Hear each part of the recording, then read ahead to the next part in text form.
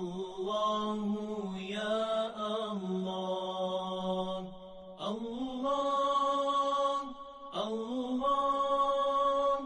الله يا الله الله الله الله يا الله الله الله الله يا الله.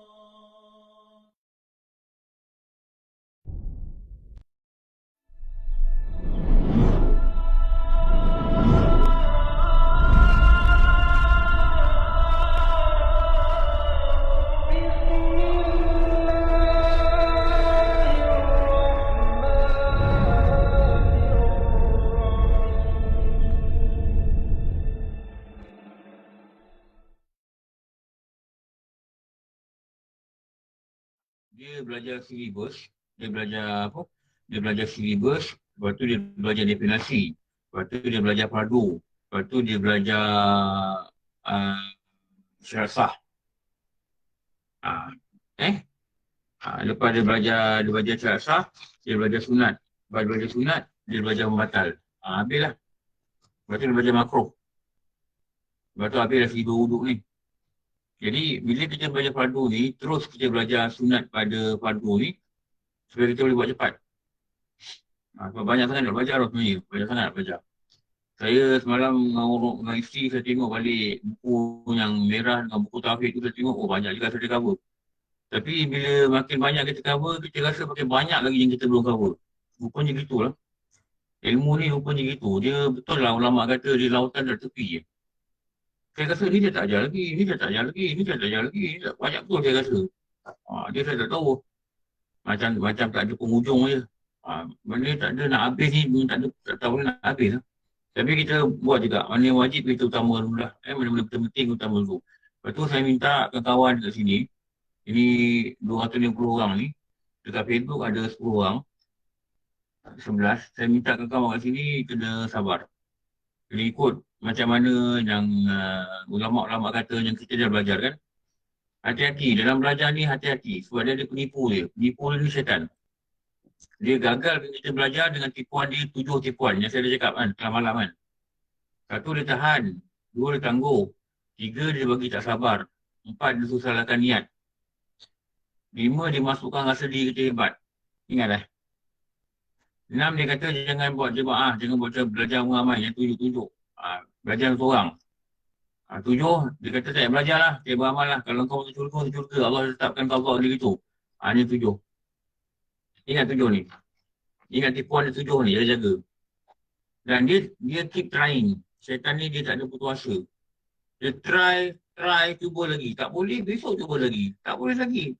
Besok cuba lagi. Dia masukkan rasa gopoh hati ni. Bila aku nak habis ni, wuduk tak habis-habis. Memanglah kalau macam ni lagi dah lambat. Ini kelas ni, dia bertukar-tukar kan. Jumaat belajar ni, Jumaat depan belajar ni, 3. Tapi kita try to cover 3 subjek fardu ain. Jadi macam saya mengajar kat Ceras kan. Sebulan 2 kali ada satu round ni. Habis Cikgu Faiz ni, dia kata, Ustaz, bila saya nak habis lagi? Dia kata itu. Saya kata, cikgu, dia call saya. Saya kata, cikgu dah mana? Saya kata, dia duduk karya surau Muflisin. Surau Muflisin lah. Tapi surau Muflisin ni rasanya tak ada seorang punya ikut online tau. Padahal kelas dia orang ni, kelas Doha, sebulan 2 kali. Ramai orang. Rasanya ada dalam, lagi kalau kira mungkin dekat 100 orang lah. Tapi yang ramai perempuan lah, lelaki ada 30 orang gitu lah. Tapi itulah dia orang tak nak ikut online tu. Saya tak tahu. Dia orang tak nak ikut ke, dia orang ada kelas lain ke, saya tak tahu lah. Habis bila Cikgu Pak ni kata, wah saya banyak tak belajar tak. Dia kata begini, kena rajin ikut saya. Tu dia pusing tu. Dia pergi Batu 9. Dia suruh dia sebab dia belajar mesin. Dia pergi Cerah Utama, dia pergi As-Solihin, lepas tu dia pergi Baiduri Awam, lepas tu dia pergi Yang Damai. Itu semua tu dalam lingkungan tak sampai 2 km seorang ni. Jadi dia jalan lah. Bila dia jalan, Mami ikut. Dia kata dia dapat cover sikit lah. Dia rasa dia dapat banyak sikit lah. Sebab tu kekerapan belajar ni kena penting. Kalau rasa dengan saya ni agak lambat, nanti waktu lepas duha ni, saya kelas lagi. Lepas zuhur cari kelas. Lepas asar cari kelas. Ha, cari kelas lain. Maknanya tambah-tambah dengan kelas lain. Jadi, pada air ni kita lebih kejap. Cuma nak kena hati-hati dalam perbezaan pendapat lah. Ada ustaz dia gunakan pendapat ni. Ada ustaz dia gunakan pendapat ni. Ini nak kena hati-hati lah. Jadi nak kena raikan. Walaupun kebanyakannya akan cakap benda yang sama. Tapi kena hati-hati jangan pendapat yang tersasar itu agak berat. Macam saya selalu cakap, qadha sembahyang ni wajib. Memang Pak Mazhab kata wajib. Kita cuba belajar-belajar masa ni, dia kata mana wajib, tak ada hadis. Ni kena hati. Ni pada saya, ni benda yang sangat salah. Tidak ikut disiplin ilmu. Kenapa? Dia tak ikut kias. Dia jaga.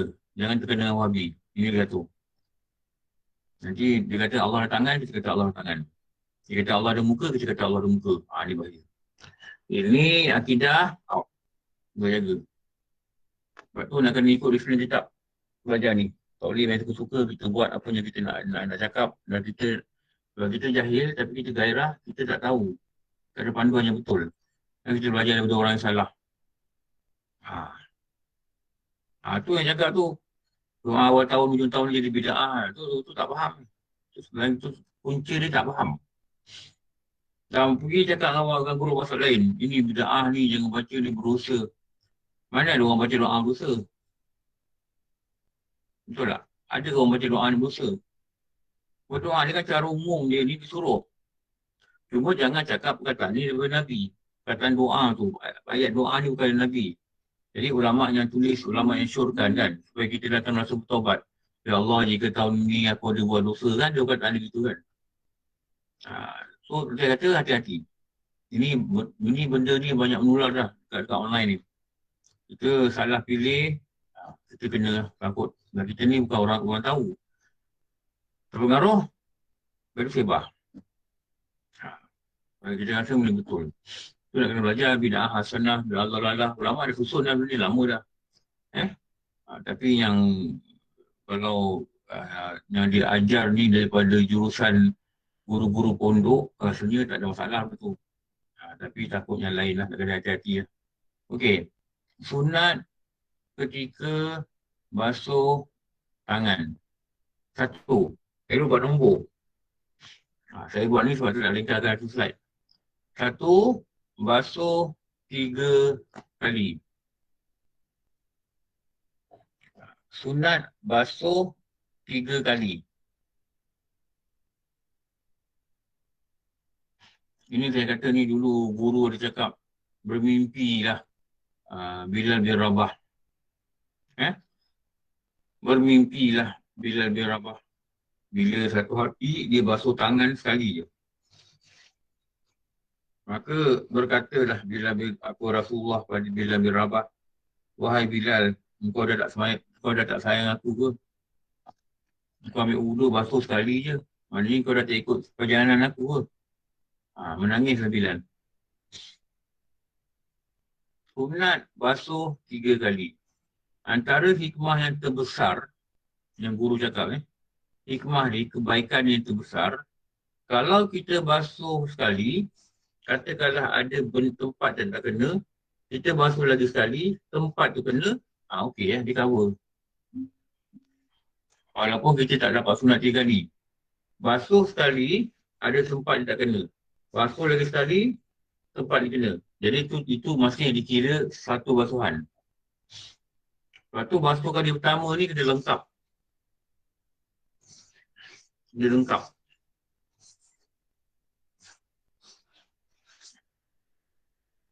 Baru dia satu. Basuh kedua kena lengkap. Baru kedua. Basuh ketiga tak lengkap. Dia kedua je. Lepas tu setiap basuh ni elok lengkap. Baru dikira satu basuhan. Basuh kedua lengkap, basuh ketiga lengkap, baru dikira 3 basuhan. Okey, nombor 2. Sunat mulai daripada hujung jari. Jari. Sunat sini. Ada juga kitab-kitab yang besar kata, kalau air tu kita yang usahakan.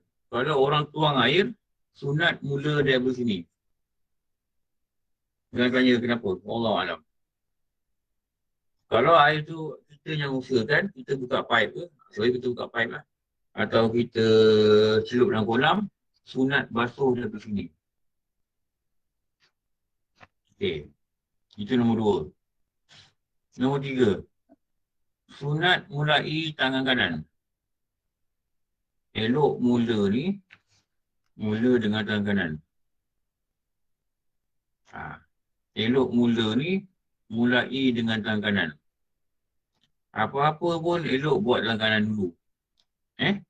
Kita ambil barang, tangan kanan. Kita serah barang, tangan kanan. Kita minum, tangan kanan. Dan semua orang dah tahu, kalau kita minum, tangan kiri, kalau tangan kita ni, kita pegang nasi. Jadi, kita nak pegang cawan ni, nanti kotor lah. Nanti kotor lah cawan ni, berminyak. Takut terlepas gelas nanti. Gelas kaca tu, pecah pula gelas. Pegang gelas tu tangan kiri. Pegang gelas ni tangan kiri. Waktu nak minum ni, waktu nak masuk mulut ni, tampung. Tampung dengan tangan kanan. Tampung sini lah. Minum. Jadi, bila air itu masuk dalam mulut, kita tolak dengan tangan kanan. Itu nama dia minum dengan tangan kanan. Kalau kita pegang sini, tak apa minum. Tapi tangan ni ada, takut ada minyak, ada nasi kan, ada kuah. Jadi nak elakkan tu, dia ajar dulu, tampung lah. Pegang tak tampung. Tuang air dalam jug, tuang air dalam gelas pun tangan kanan. Seeloknya pakai tangan kanan. Makan tangan kanan. Itu kan ada nasi kadika kan.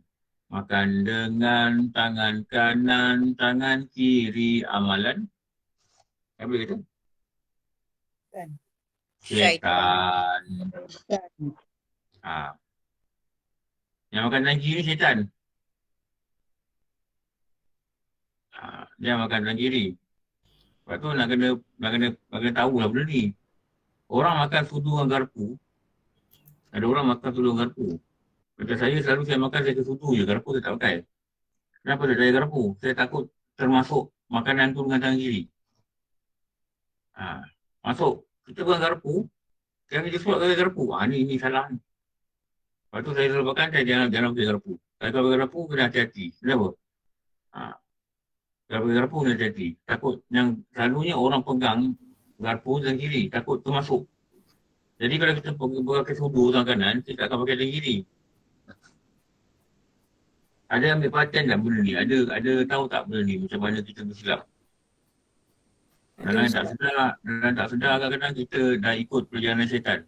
Syaitan dia masukkan tangan kiri, makanan ni dia masuk dalam mulut dia dengan tangan kiri. Sebab orang barat ajarkan Ustaz etika makan cucuk dengan garpu dan suap dengan garpu tangan kiri. Yes. Table manners. Memang orang barat ajar. Lepas tu protokol ni kan dia banyak pakai sudu garpu, orang pakai pisau. Pisau lagi bahaya. Kadang-kadang betul-betul potong lidah, baru tahu. Buat. Assalamualaikum Ustaz. Ya. Ustaz, boleh minta maaf lah. Sekolah dulu nyanyi Twinkle Star je. Yang kedua, kalau kita pakai garpu, lepas tu kita alih tangan ke tangan kanan, cocok. Tak apa kan? Makan. Tak apa. Dia janji yang masuk mulut tu tangan apa. Saya tak tahulah apa purpose dia garpu ni. Untuk cocok kot. Dia macam memudahkan menyiat-nyiat tu Ustaz. Tengok jenis mungkin. makanan. Mungkin dia mudahkan menyiat-nyiat. Tapi sebaik mungkin, saya pun kadang-kadang pakai sudu juga. Bukan saya kata tak pernah pakai sudu. Tapi sebaik mungkin kita pakai tangan. Sebab dulu saya dengar ada ulama dari India lah. Ni orang tablik lah cakap. Lepas tu adalah kawan kita dia terjemah, dia cakap Arab. Dia bila kita makan ni kita buat juga kan. Jadi rupanya Allah ada jadikan tangan ni satu jari-jari ni satu enzim-enzim yang memudahkan untuk menghadamkan makanan.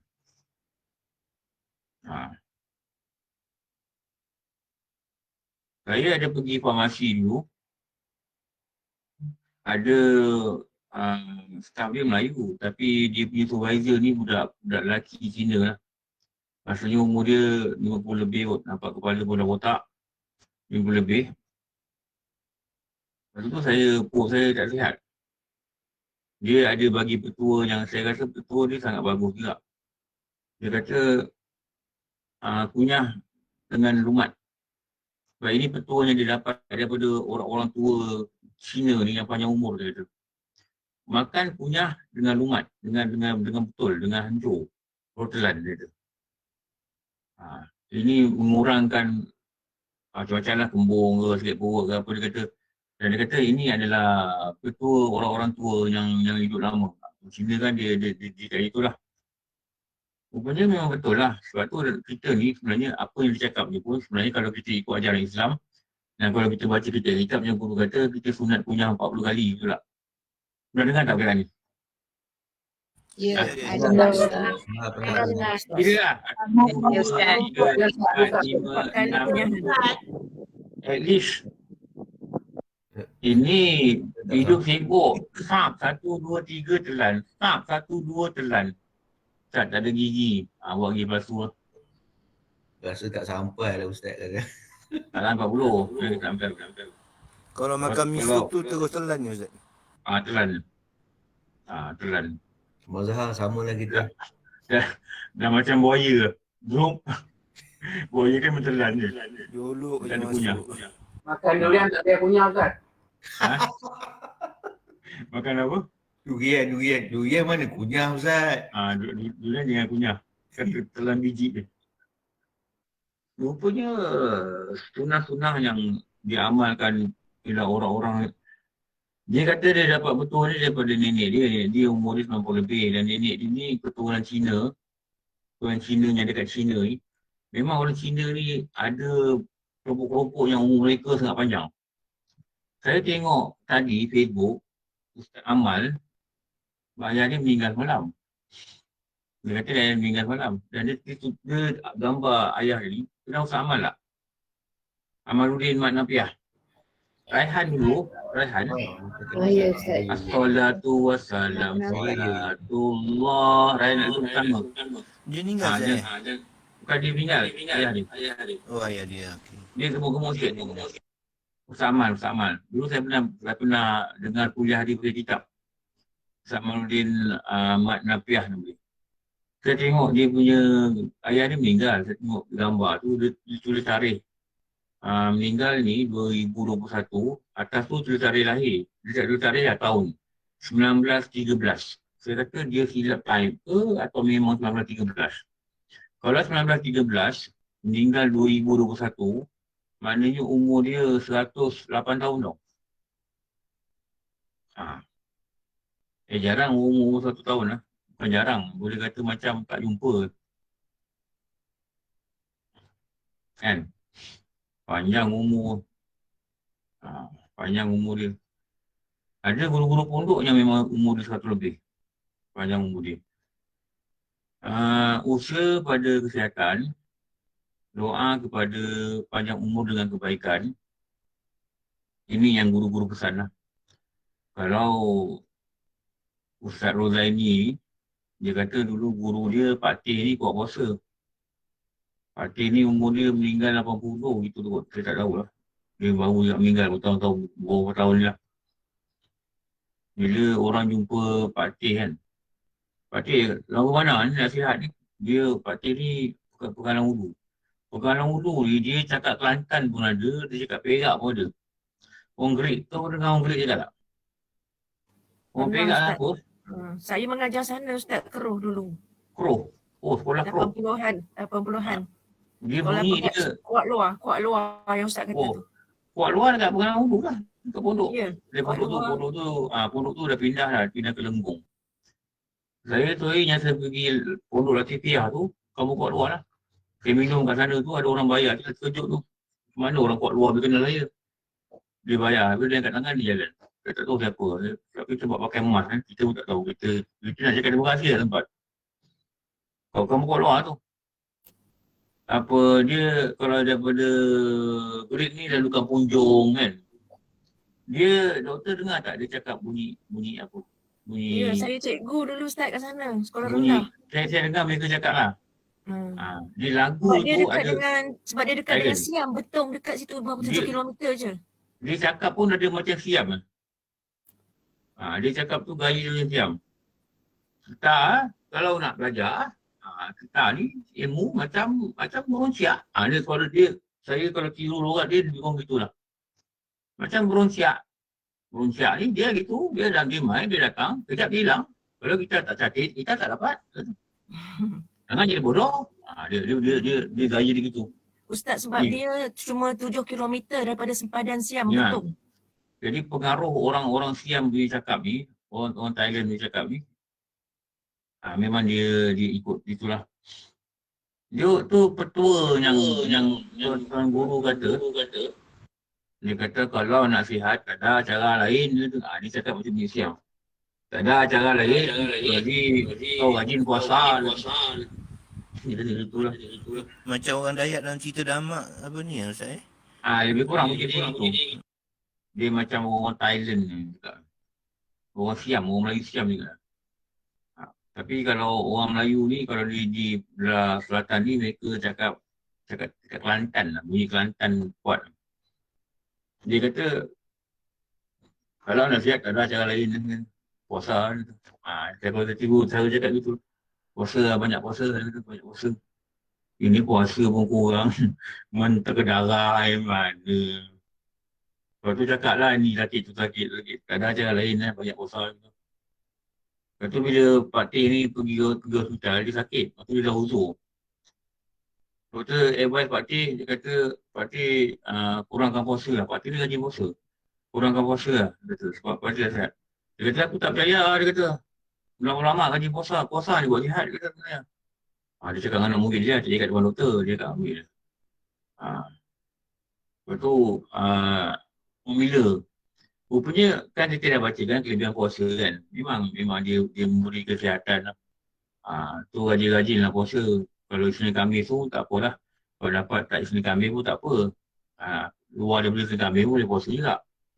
Kalau dapat puasa yang terbaik yang Rasulullah kata puasa macam Nabi Daud kan. Ini puasa besok buka, ni puasa besok buka. Saya dah jumpa kawan saya yang kuat puasa tau. Ada yang tak puasa 5 hari je sahur. Itulah hari-hari haram tu. Lain dia puasa je. Jangan jumpa dia, jangan ajak minum. Memang dia puasa. Memang semua kami dah tahu dia puasa.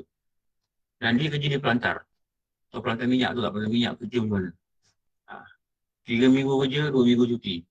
Bukan kerja ringan tau, kerja pelantar minyak ni. Panas, laut kan. Angin kering. Dan dia boleh puasa. Allah izinkan. Allah izinkan.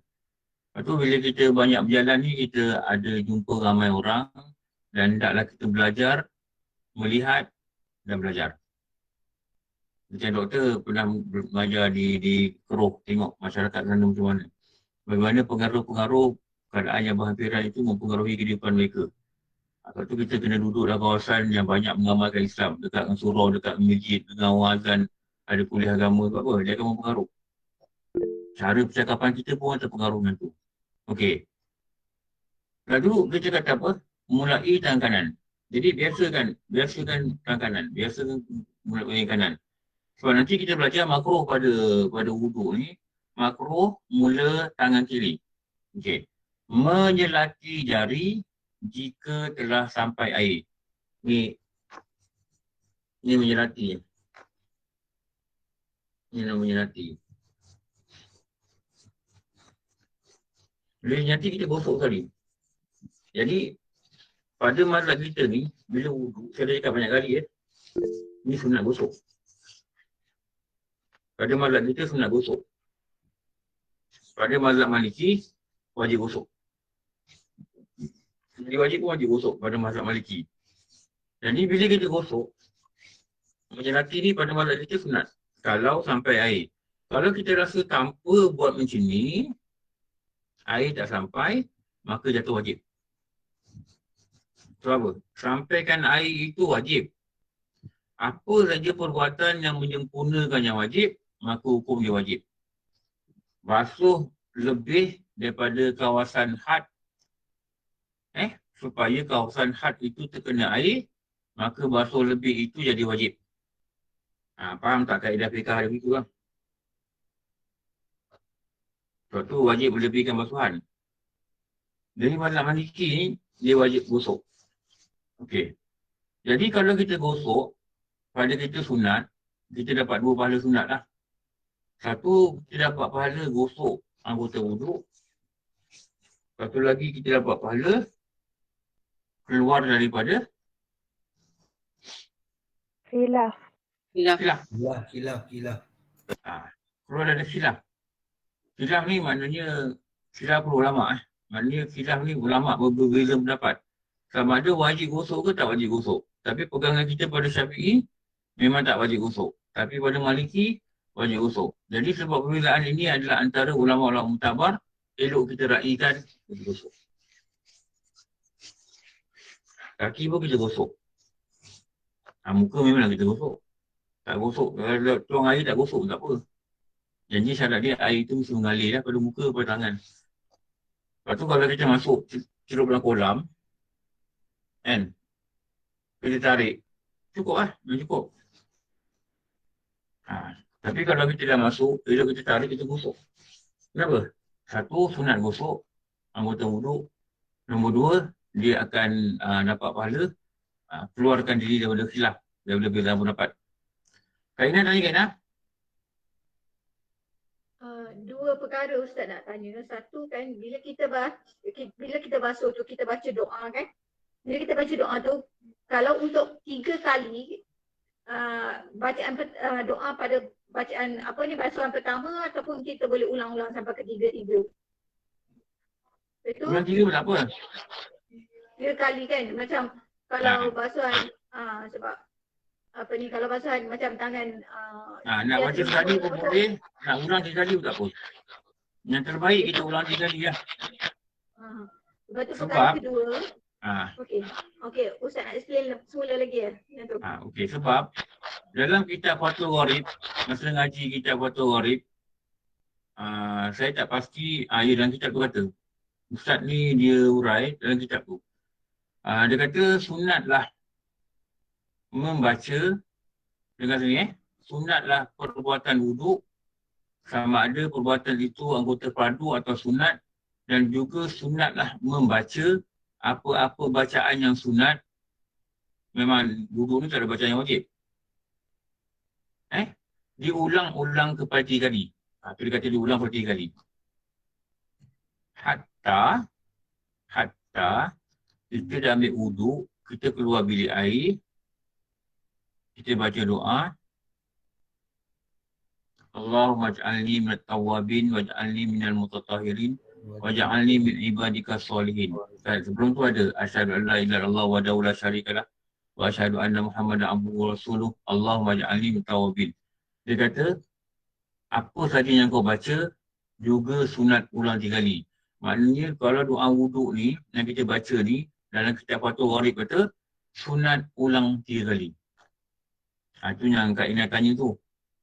Jadi sebab kita buat 3 anggota, sekali doa, sekali doa, sekali doa. Kenapa? Sunat engkau mengulangi 3 kali. Okey, soalan kedua Ustaz. Ya. Pasal tangan. Pasal tangan. Okay. Ya. Kita nak mula ni, kita baca A'udzubillahi minasyaitonir rajim, baca Bismillahirrahmanirrahim kan, nak mula kan. Sunat juga ulang 3 kali. Lepas tu ada doanya khas. Kalau puji bagi Allah yang telah memberi padaku agama Islam, dan beri cahaya padaku dan beri nikmat air di sini untuk aku wuduk. Sunat juga ulang 3 kali, baru kita mula wuduk. Okay. Selama ni kalau lepas wuduk baca doa berapa kali? Saya tanya. Sekali juga. Tahu tak sunat ulang 3 kali? Tahu.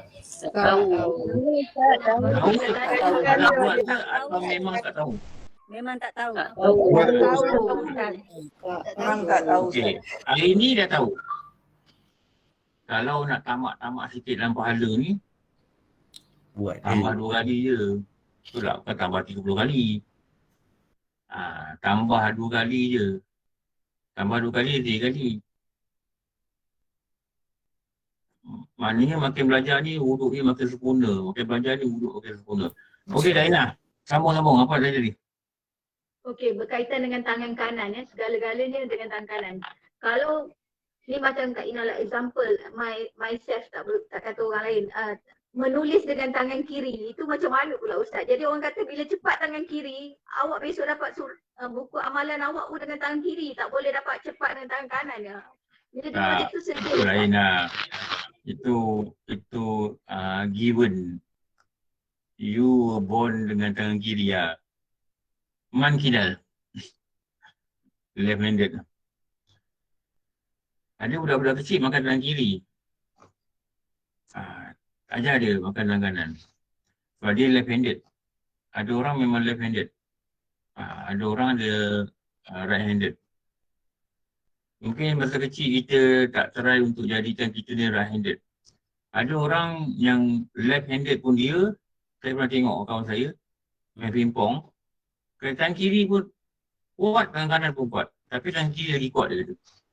Itu maknanya dia left handed. Dia panggil ambidextrous tu tak?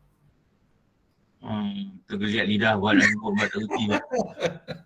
Dia dua tangan boleh. Ustaz, tapi bila nak sedapkan hati, bila arwah my father cakap okey tak apa, otak pakai tangan kanan dia kata macam tu. Otak tak tahulah, otak ni ada gabungan kan. Within left dengan right. Dia orang kidal ni, dia cepat. Lepas tu kita nampak banyak pemain badminton dengan pemain pingpong, dia left handed. Dia left handed. Left handed ni dia pantas, dia lagi pantas bertindak. Dia bertangan ni dia cepat, left handed. Tapi saya rasa saya jarang jumpa orang tua yang left handed. Dah nampak tak? Datuk kita, keturunan datuk lah, jangan cakap keturunan kita. Moyang kita, mak kita kata dulu, moyang dulu tangan kiri. Saya jarang dengar lah. Tak tahu kenapa orang dulu tak ada left handed. Mungkin generasi left handed ni hanya lahir 50 tahun, baru 50 tahun tu. Pernah dengar tak datuk kita left handed? Saya kata tak pernah dengar. Dan saya lah, mungkin orang lain pernah dengar. Ada Ustaz, arwah Ada. saya. Ataupun Ustaz mungkin dilatih dan disuruh juga gunakan tangan juga lepas tu. Mungkin. Kita tak pernah dengar Tok Bahaman ke orang dulu lah kita kata kan. Seorang yang kiri, jarang dengar. Saya tak cakap kiri ni salah tau, jangan cakap begitu. Bukan. Saya cuma cakap jangan sampai makan tangan kiri lah. Itu je point dia. Dan jangan mulakan anggota wuduk dalam tangan kiri. Sebab kalau kita kiri, kita boleh perasan orang tangan kiri ni. Kita tengok cara dia bertepuk lah. Ini orang tangan kiri. Tepuk ini. Yang banyak gerak ini. Ini tiup sembai. Dalam lagi tepuk ini. Tengok pelawak tu. Pelawak dalam kiri tepuk. Tak sebut nama lah. Orang kata aku ajar orang melawak pula. Tak. Memang left handed ni dia ada kelebihan sendiri lah. Cuma jangan guna untuk makan. Jangan guna untuk minum. Makro. Guna makro. Begitu je lah. Okey. Kena? Dah? Diana? Tanya? Dah. Alhamdulillah. Terima kasih Ustaz. Okey, menyelati jari tu kita nak buat mula-mula tangan kita kena air ataupun bila kita dah lepas round gosok tu? Round gosok. Lepas round gosok. Lepas round gosok. Ini.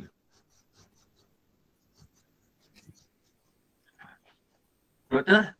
Ustaz, kita disunatkan meniga-nigakan setiap kali basuhan kepada setiap anggota wuduk. Kata dalam situasi tertentu, kita tak boleh nak meniga-nigakannya. Contohnya tengah basuh, dah basuh semua anggota, bila nak basuh kaki kanan, tiba-tiba ada orang belakang kita beritahu air dah nak habis. Tak ada, ini cuma air dari paip saja. Jadi kita nak segera, kita basuh kaki kanan sekali, basuh kaki kiri sekali saja dengan satu basahan. Tapi sebelum tu memang dah tiga-tiga. Tak apa ke Ustaz? Tak apa. Dia sunat meniga-niga ni, satu kalau kita ada air yang cukup. Kalau kita air tak cukup, kan, macam kadang sembahyang Jumaat, kadang tak ada air kat masjid. Jadi bandaraya dulu lah saya pernah kena lalu. Beberapa kali saya kena tu, sembahyang kat Ceras tu. Bandaraya dia hantar tong air. Jadi waktu tu kalau kita nampak dia hantar tong air, kita tahu masjid tak ada air. Jangan ambil 3 kali. Nanti kawan-kawan kat belakang ni tak ada air nak wuduk. Satu Jangan kali. ambil. Jangan ambil 3 kali. Kita sekali cukup lah. Waktu tu tak sunat kita ambil 3 kali. Kenapa? Ada orang yang kena basuh yang wajib sekali, kita sekali, okey lah. Takut kita buat 3 kali, maknanya ada 2 orang belakang, tak dapat ambil wuduk. Jadi salah lah cara kita. Atau kita kata masa ni dah nak habis. Masa sembahyang ni dah nak habis. Sembahyang lambat. Ada hal ke tak ada hal ke tak tahulah. Jadi kalau dengan basuh 3 kali ni menyebabkan kita tak habis 2 4 rakaat, tak habis dalam waktu. Jadi waktu tu tak sunat untuk kita basuh 3 kali. Jadi dia bergantung pada keadaan kita macam mana lah. Baik, faham. Terima kasih Ustaz. Okey. Okey, sekarang saya sambung ni. Berturut-turut pada anggota dan berturut-turut pada bilangan. Berturut pada anggota. Maknanya 1, 2, 3. Terus. Jangan sampai kering, lepas tu nak buat. Lepas tu dah labih kanan, terus buat kiri. Jadi berturut-turut pada anggota. Buat kanan, terus kiri. Tapi masa kanan, 1. Lepas tu terus 2. Lepas tu terus 3. Itu dikatakan sunat pada bilangan. Berturut pada bilangan.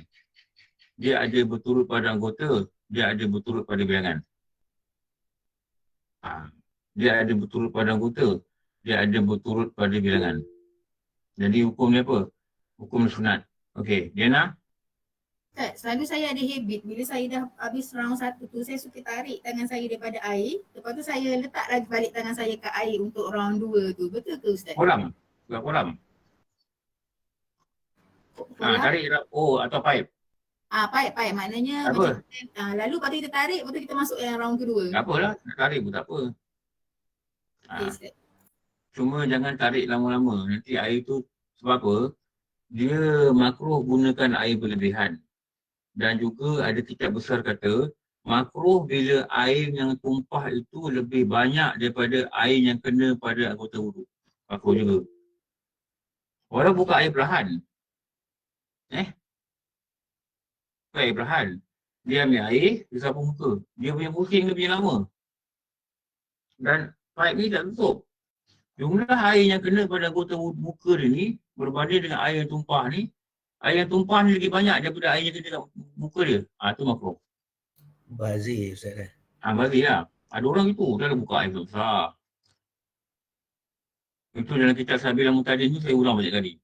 Kalau kita guna air wakaf, kita buat macam tu, berlebihan menggunakan air, maka hukum dia haram. Sebab apa? Bayar duit wakaf. Bayar duit wakaf. Kamu juga ni orang infak-infak duit dekat BAT, dekat Syahidah semua kan. Beli kitab. Kita kata kita nak. Okey, tak apalah. Mesej dengan BAT ni alamat saya nak kitab Paku Iman. Make sure kita guna.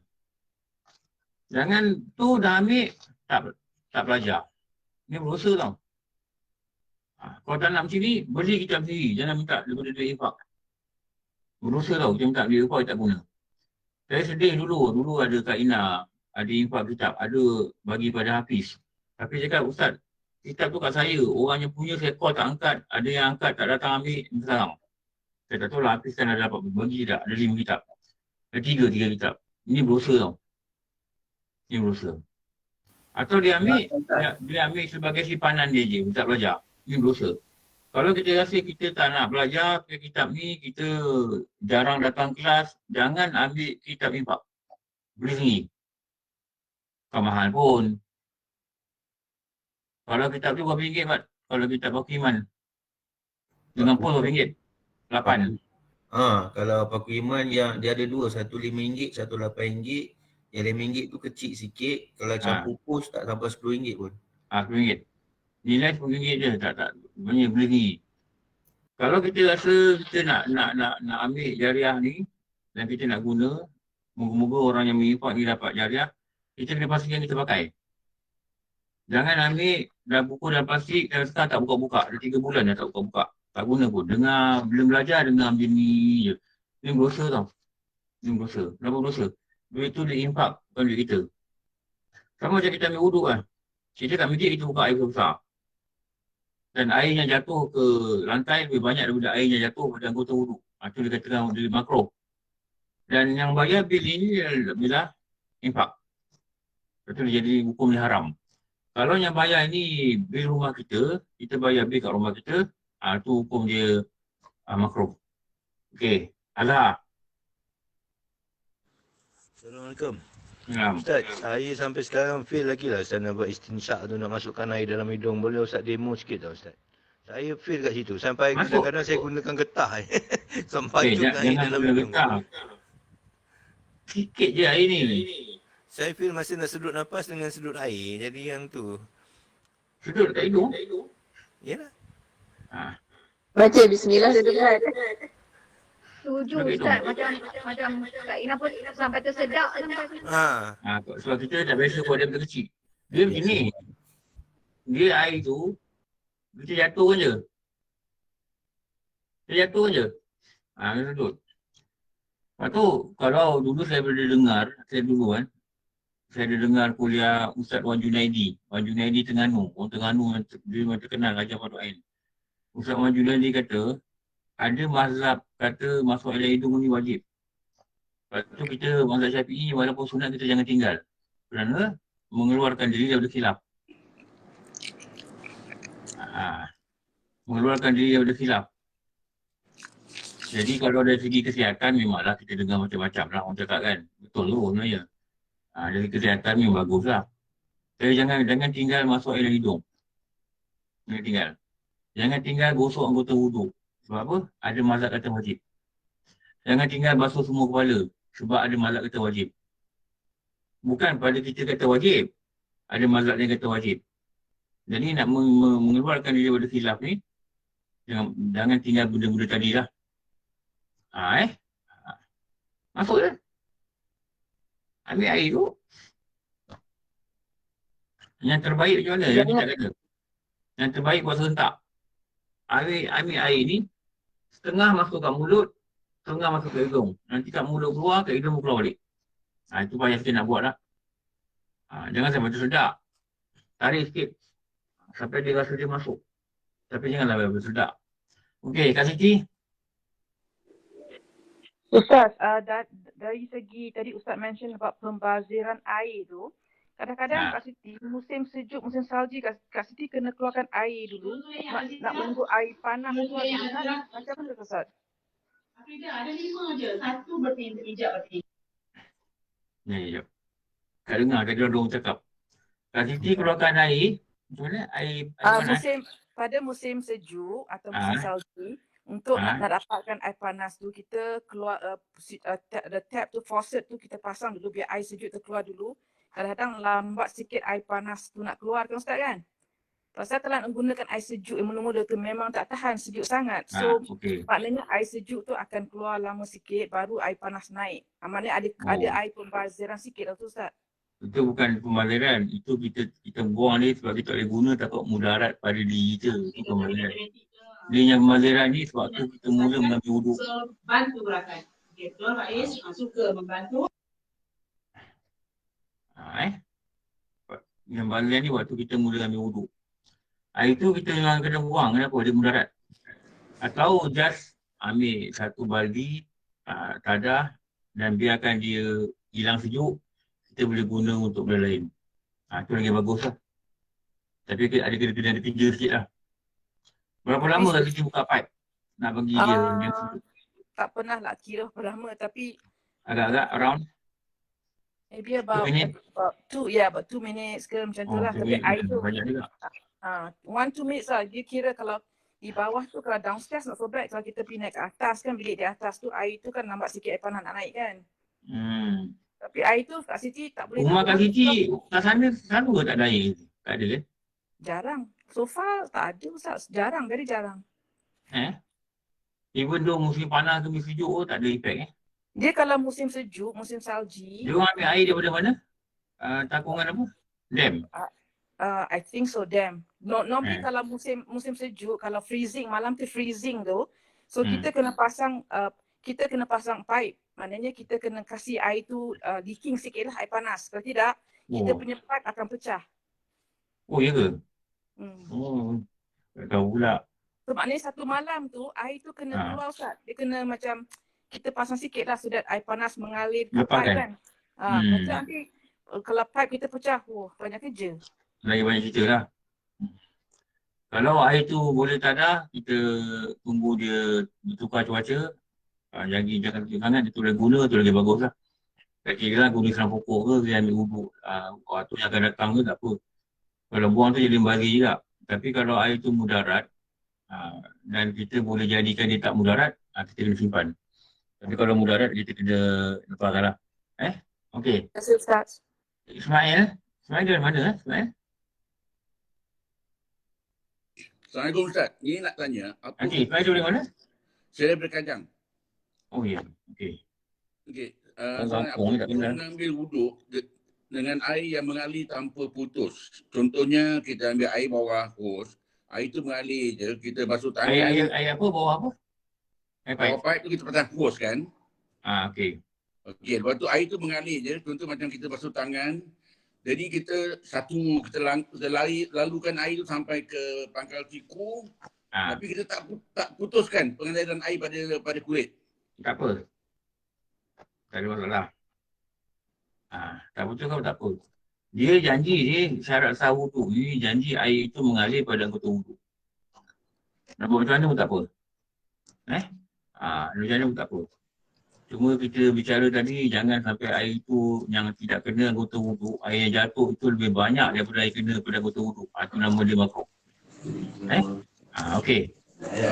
Lufi. 3 kali tu, 1, 2, 3 tu tanpa putus air tu mengalir daripada kulit. Tak apa. Tak apa ya? Tak apa. Okey, baik. Terima kasih. Dia mula daripada anggota yang awal. Okey. Lufi? Ustaz, saya nak tanya pasal sunat ain ni Ustaz. Ada berapa sunat ain sebenarnya Ustaz? Sebab yang saya tahu baca bismillah masa nak ambil wuduk mula-mula tu je. Ada lagi tak? Sunat ain ni dia punya lawan dia adalah sunat kifayah. Sunat ain ni dia lawan dia sunat kifayah. Sunat ain ni dia dalam bab dikatakan hukum syar'i. Hukum syar'i ni dia ada wajib ain, dia ada wajib kifayah. Sunat pun ada sunat ain, sunat kifayah. Jadi dalam wuduk sebab kita buat benda ni bukan berjemaah, kita buat seorang-seorang.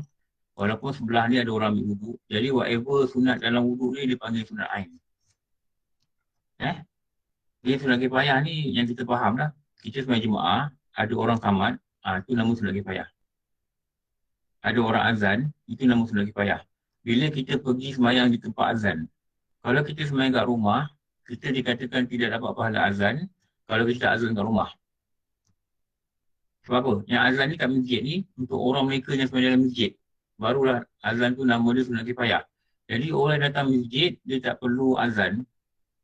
Sebab apa? Dia dapat pahala azan. Kenapa dia pahala azan? Sebab ada orang buat untuk dia, nama dia sunat kifayah. Jadi sunat ain dalam wuduk ni, ain ni maknanya diri tertentu lah. Ta'yin. Diri kita tertentu, diri kita. Maknanya kita kena buat seorang-seorang lah. Dia tak ada macam kifayah. Jadi apa saja sunat dalam wuduk ni nama dia sunat ain. Bismillah, banyaklah. Banyaklah. Apa semua tu sunat ain. Sunat pada diri. Okey, Rofi? Okey, satu lagi saya nak tanya. Kita sekarang ni kita ambil wuduk dalam tandas. Lepas tu macam mana kita nak baca doa sebab tandas tu duduk dan sekali dengan dalam bilik air tempat kita ambil wuduk tu. Dia kena baca dalam hati. Okey. Dia kena baca dalam hati. Dia yang elok ni jangan ambil wuduk dalam tandas lah. Tandas ni walaupun tak ada mangkuk tandas, tapi pada ghalibnya, katalah ada shower saja kan, macam dekat INR, kan ada shower saja, itu tempat mandi sebenarnya. Tapi pada ghalibnya, mungkin ada orang kencing, jadi ada juga guru cakap, kita boleh zahirkan perkataan tu sebab Ini memang nama dia bukan tandas. Ini nama dia shower. Ini nama dia tempat mandi. Ini nama tempat mandi. Memang ada probability orang akan kencing. Betul tak sambil mandi. Tapi sebab nama ni bukan tandas, kita boleh baca dengan menzahirkan perkataan. Tapi kalau boleh juga kita mengambil pendapat yang kata bila ada tempat tu orang masuk buang najis, maka definisi dia adalah jamban. Jim mim banun, jalan masuk buang najis. Jim mim banun ni sebenarnya jalan masuk buang najis. Jadi apa saja jalan yang orang masuk buang najis, kita tak disuruh untuk melafazkan apa saja doa. Bila doa itu ada menyebut nama Allah. Bismillah itu nama Allah. Ada juga kita kata untuk mengelakkan makruh, kita ambil wuduk dan tandas. Kerana umat sekarang ni bilik air dengan tandas sama kan. Dia suruh kita buka pintu.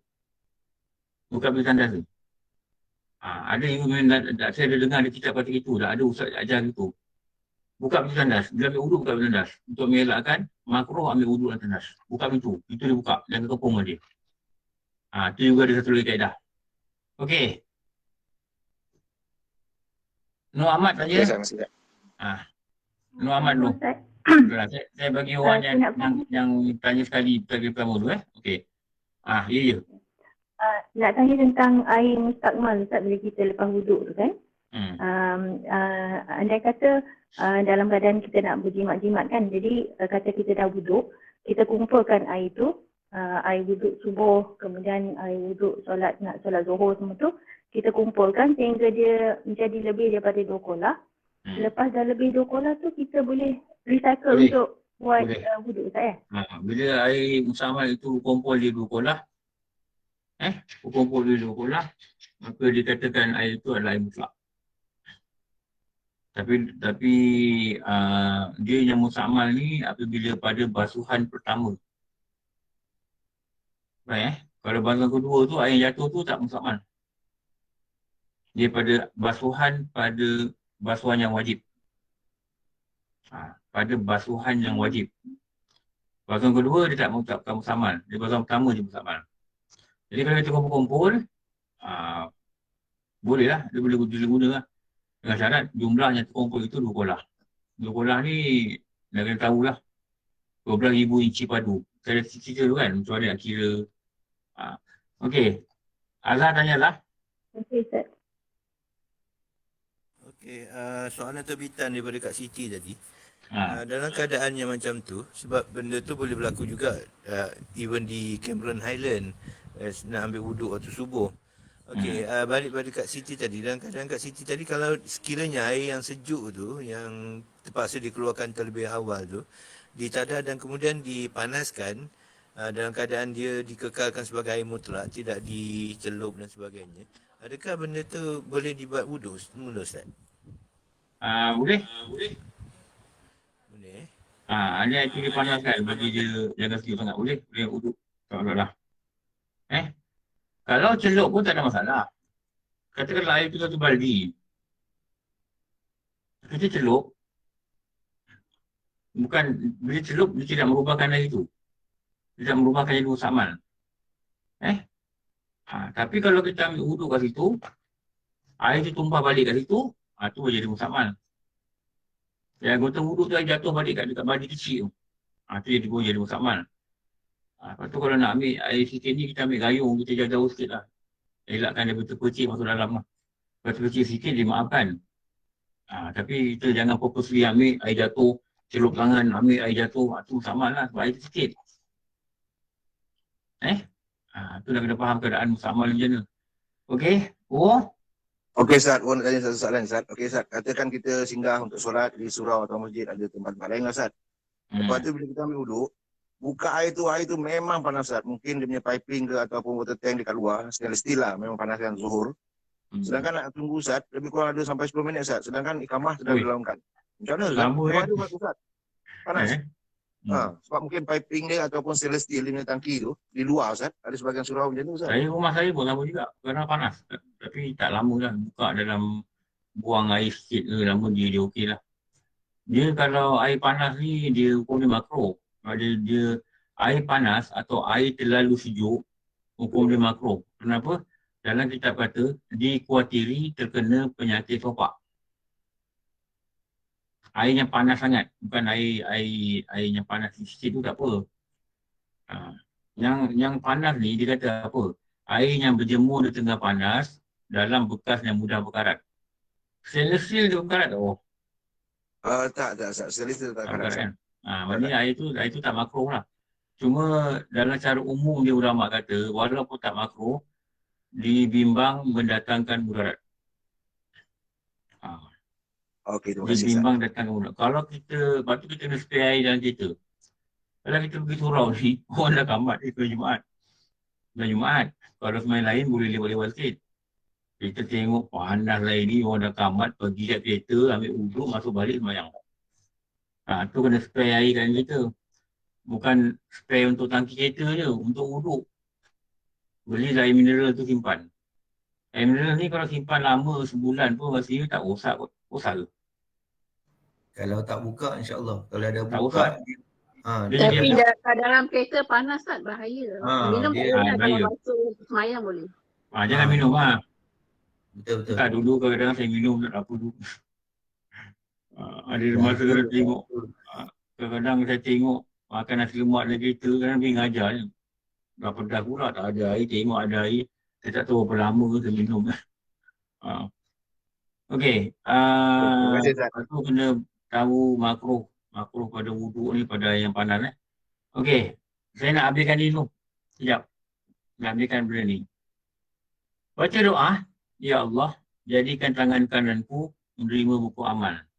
Ini doanya diambil daripada perkataan Imam Rafi'i yang diambil oleh Imam Ghazali dan meletakkannya dalam kitab Bidayatul Hidayah. Lebih kurang inilah doa dia.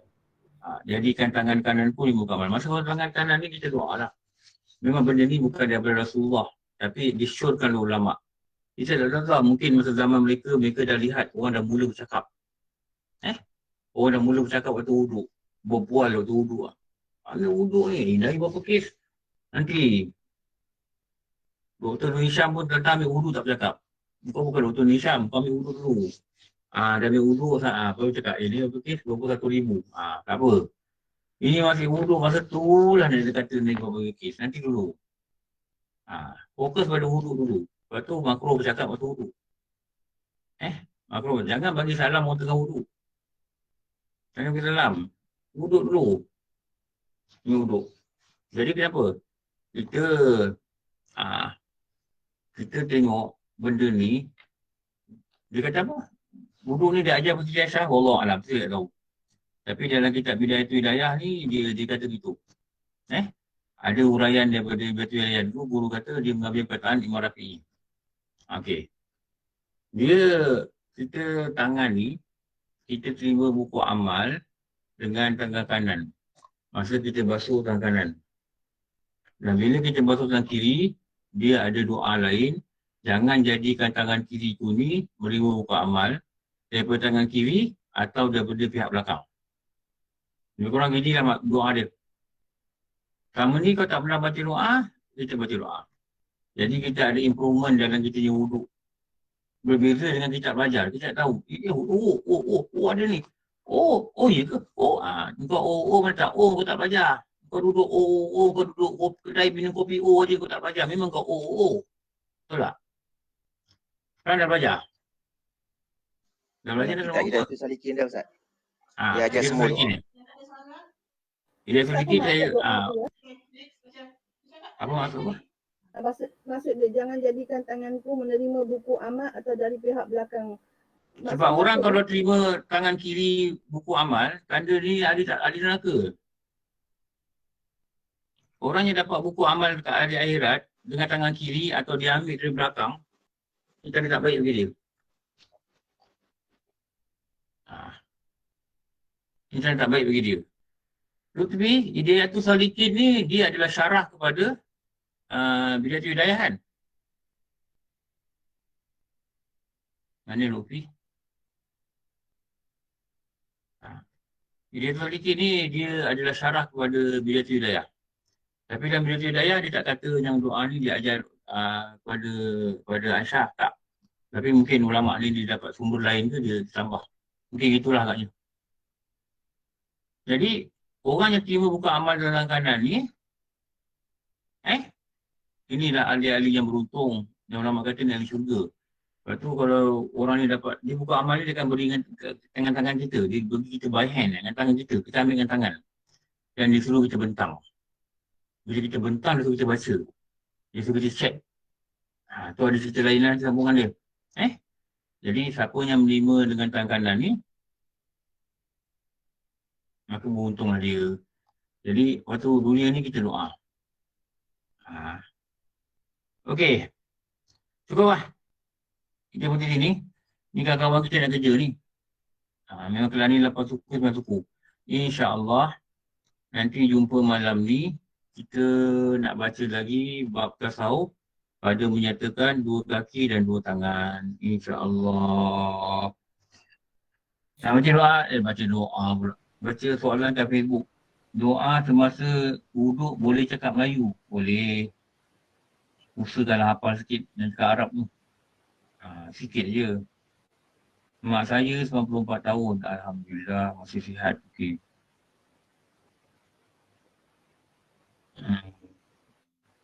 Okey, tu je lah. Okey, terima kasih kawan dari Facebook. Wahidah Harun Baik, Harun Umar. Aura pun dekat Facebook.